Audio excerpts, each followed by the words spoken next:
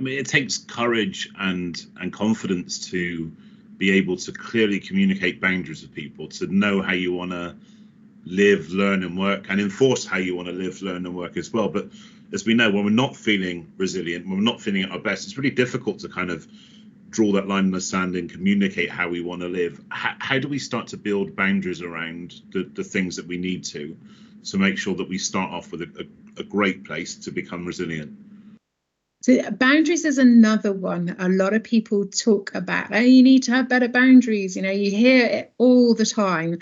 But when you ask people, and I hear people say, I need to have better boundaries. Okay, what is the boundary protecting? And then there's like a silence, and it's like, and it's like, okay, you need to be really clear on your boundaries. So your boundaries are an invisible line that is protecting, and you are communicating what that line is. You are telling people what you want to be respected, what you want to be protected, and what you want to be preserved. So you have to be able to get clarity with that, to be able to communicate that. Otherwise, you can't expect people to respect a boundary that you are not clear on yourself. So you need to know what it is within that invisible line that you are protecting and that you are asking to be respected. So that might be a value, it might be something that's really important to you that might not seem important to other people, but what you are saying to people is, this is really important to me. I want to protect that, and I am asking you to respect it. But you have to know what it is that you are asking people to respect, because if you're not clear on that, then it's not fair on that other person. If you then say, you're not respecting my boundaries, and it's like, well, I'm not quite sure what you're asking me to respect. So it's definitely a two-way process. It's really important to communicate it, but you also have to understand that as much as you can ask that person to respect that, the other person also is able to say, actually, that doesn't fall in line with what's important to me. And then there's a whole different conversation. So you can't force people to respect your boundaries. You can only ask and explain why it's important and help people to understand why it's important. It's all in the communication.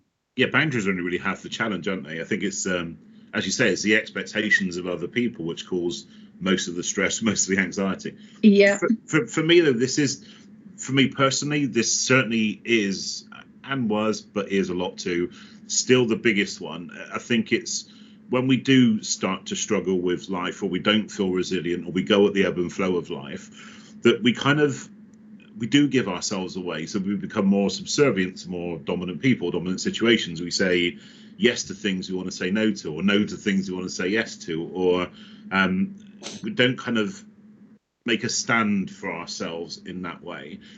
We don't feel that we can share an opinion and be allowed to follow that opinion through to an action. There's so many things that this can impact, which makes us quite subservient, but then it fuels the decline in resilience the other end, isn't it? So this is such an important topic. I think for me, this is the key for me personally. It's the boundaries element and reinforcing that. But as you say, you need to know what you're protecting. That's a really important point.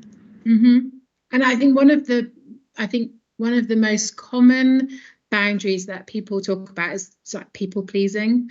So, and I know you've heard me say this before, but people pleasing is kindness without boundary. So I think it's really important. And one of the things that I talk about with a lot of people is that I'm okay and you're okay. So we have the right, but we also have a responsibility. So we have the right to say how we feel, to say what we want, to say what's important to us. We have the right to ask for our boundaries or our principles to be respected. We also have a responsibility to that other person. So if you think about it as imbalance, I'm okay and you're okay. So I'm okay in that I am freely communicating, but I am also taking on that awareness of the other person to make sure that they are also okay. Otherwise, you've got passive and aggressive, or vice versa. So it's that I'm okay, you're okay. Thinking of it in balance. You don't want to push yourself onto somebody else. Otherwise, that makes you the aggressor and the other person passive. You've got two people aggressive, we know how that ends, but you also don't both want to be passive either and not say what you think, what you feel, and what you want to happen. So that I'm okay, you're okay, this is how I feel. Ultimately, that is your version of the truth. That's your experience. And I spoke to a client yesterday who'd said that they'd said to their manager, actually, my opinion is not up for discussion. It is my opinion. It is how I feel. And they said that that's probably one of the most empowered moments that they felt in a very long time, because the other person was trying to say that's not right, that's not how it is, but said, oh, it's not a fact, it's my opinion, that's how I feel, that's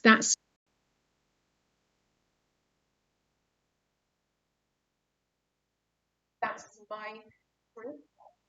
That's my truth. That's how I see it. That's my world viewpoint. And so I think a lot of people get caught up in arguing. It's not a fact, it's opinion, and it's okay for two different people to have two very different opinions. But both people need to be heard, both people need to be listened to, and both people need to be given the opportunity to speak. Mm.